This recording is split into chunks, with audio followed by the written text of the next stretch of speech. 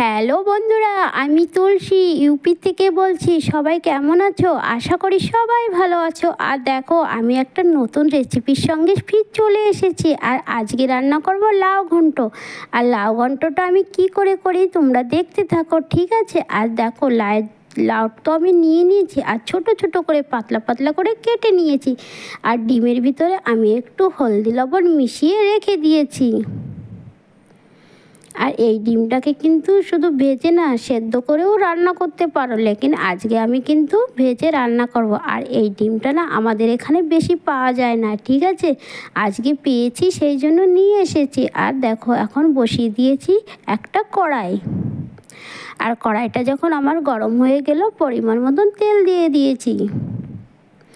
ফির তেলটা যখন আমার গরম হয়ে যাবে, তখন আমি একটু নাড়িয়ে চাড়িয়ে তারপরে কি করব, আমার যে ডিমটা আমি হলুদ লবণ মেখে রেখে দিয়েছি, ডিমটাকে আমি তেলের ভিতর দিয়ে দেব। আর দেখো, তেলের ভিতর দেওয়ার পরে কি করছি, একটু হিলিয়ে তারপরে আমি ডিমটাকে কিন্তু ঢেকে দেবো। ডিমটাকে যদি ঢেকে না দিই না, তাহলে কিন্তু ভালো করে ভিতরে সেদ্ধ হবে না। আর একটু ঢেকে রেখে দিয়েছি। চলো, যখন 5-10 মিনিট হয়ে যাবে, তখন ঢাকনটা তুলে দেখে নেব ডিমটা কত দূর ভাজা হলো। দেখো, ডিমটা কিন্তু আমার এক পিঠ ভাজা হয়ে গিয়েছে। এখন এটাকে কি করব, উল্টিয়ে দেব। এখন উল্টানোর পরে তারপরে কি করব, আবার কিন্তু একটু এমন করে ভেঙে ভেঙে দেব, যাতে ভিতরে তেল যেন ভালো করে ভাজা হয়ে যায়। বন্ধুরা, এই ডিমটা না খেতে আমার অনেক ভালো। শুধু এমন করে না, ফির পেঁয়াজ দিয়ে, ফির অনেক রকমের মশলা দিয়ে পকোড়া করলে কিন্তু অনেকটাই ভালো লাগে খেতে। আজকে তো আমার লাউ দিয়ে খেতে ইচ্ছা করলো, সেই জন্য আজকে লাউ দিয়ে বানাচ্ছে। আর লাউ ঘন্ট কিন্তু এই ডিম দিয়ে খেতে কিন্তু দুর্দান্ত লাগে। চলো, ডিমগুলো দেখো আমার কত সুন্দর করে ভাজা হয়ে গিয়েছে। আর এটা কিন্তু রুই মাছের ডিম ছিল। আর রুই মাছের ডিম খেতে তো সবারই ভালো লাগে। চলো, ডিমটা ভাজা হয়ে গিয়েছে, এখন আমি ডিমটাকে নামিয়ে নিই।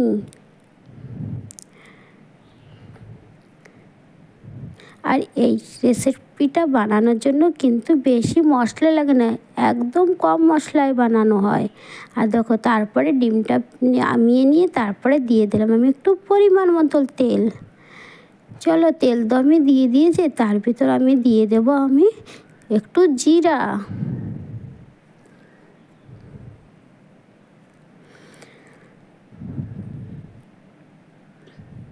দেখো, জিরাটাও দিয়ে দিয়েছি। আর জিরার পর আর এর ভিতরে কিন্তু আমি কোনো কাঁচা জিরা বাটা বা কোনো পেঁয়াজ রসুন কিচ্ছুই দেব না। তারপরে জিরার পরে একটু রাঁধুনি দিয়ে দিলাম। আর বন্ধুরা, আমি একটা জিনিস দিতে কিন্তু ভুলে গিয়েছিলাম তেলের উপরে, সেটা হলো তেজপাতা।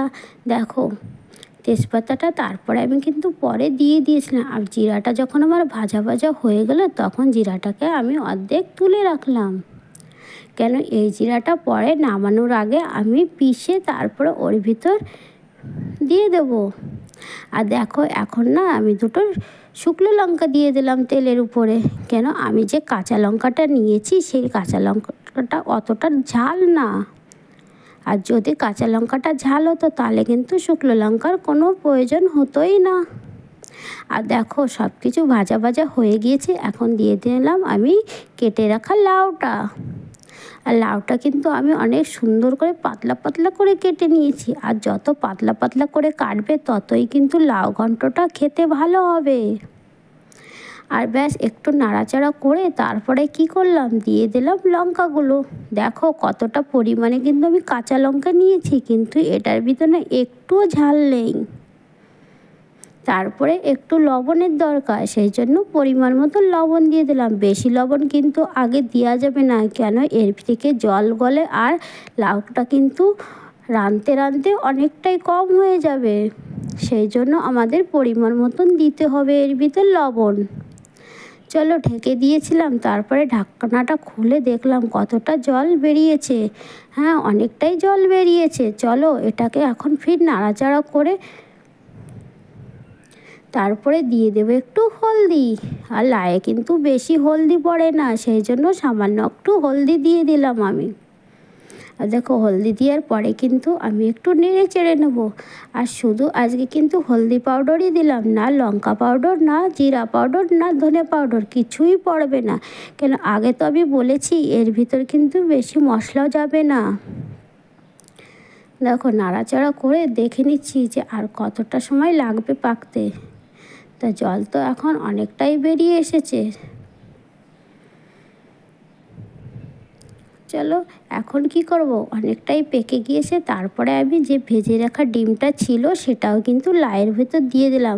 কিছুটা ডিম আমি লাউয়ের ভিতর দিয়েছি আর কিছুটা ডিম কিন্তু আমি রেখে দিয়েছি শুধু খাবো বলে। আর শুধু খাতেও কিন্তু অনেকটাই ভালো লাগে। আর দেখো নাড়াচাড়া করে ব্যাস তারপরে কি করব, ব্যাস রেখে দেবো জল টানার জন্য। কি লাউয়ের ভিতরে যদি লাউ ঘন্টাতে জল থাকে না তাহলে কিন্তু খেতে কিন্তু একদমই ভালো হবে না। সেই জন্য এটা ধ্যান রাখবে যে লাউয়ের ভিতর যেন একটুও জল না থাকে, ভালো করে শুকিয়ে নেবে। আর দেখো লাউ ঘন্টটা কিন্তু আমার প্রায় হয়ে গিয়েছে। বন্ধুরা রেসিপিটা কিন্তু অনেক সহজভাবে বানানো হয় আর একেবারে হালকা মশলায়। আর গরমের সময় এরকম রেসিপি খেতে কিন্তু অনেকটাই ভালো লাগে। আর দেখো তারপরে যে জিরাটা আমি রেখে দিয়েছিলাম সেই জিরাটাও পিষে দিয়ে দিলাম আর ভালো করে মিশিয়ে নিলাম। দেখো লাউ ঘন্টটা কিন্তু আমার একদম হয়ে গিয়েছে, এর ভিতর কিন্তু একদম জল নেই, একেবারে জলটা শুকিয়ে নিয়েছি। বন্ধুরা আমার এই রেসিপি তোমাদের কেমন লাগলো একটু বলো না কমেন্টে। আর আমার এই ছোট চ্যানেলটাকে একটু সাবস্ক্রাইব করে দিও। আজকের মতন তো এইটুকুই, কালকে আর একটা নয়া রেসিপির সঙ্গে আসবো। বন্ধুরা দেখো হয়ে গিয়েছে আমার লাউ ঘন্ট, চলো এখন আমি নামিয়ে নেব। আর দেখতে দেখো কত সুন্দর লাগছে না, আর খেতেও কিন্তু অনেক মজা ছিল। এরকম রেসিপি যদি রোজ রোজ পাওয়া যায় তাহলে কত ভালো হয় বলো তো। আমার তো অনেক ভালো লাগে, কিসের জন্য জানো তো, কেন এর ভিতরে তেল মশলা কম আছে। আর তেল মশলা কম দিয়ে সবজি খেতে আমার অনেকটাই ভালো লাগে। আর দেখো হয়ে গিয়েছে আমার লাউ ঘন্ট, ডিম দিয়ে লাউ ঘন্ট, খেতে অনেক মজাদার ছিল। আজকের মতন এটুকু, বাই বন্ধুরা, ভালো থেকো।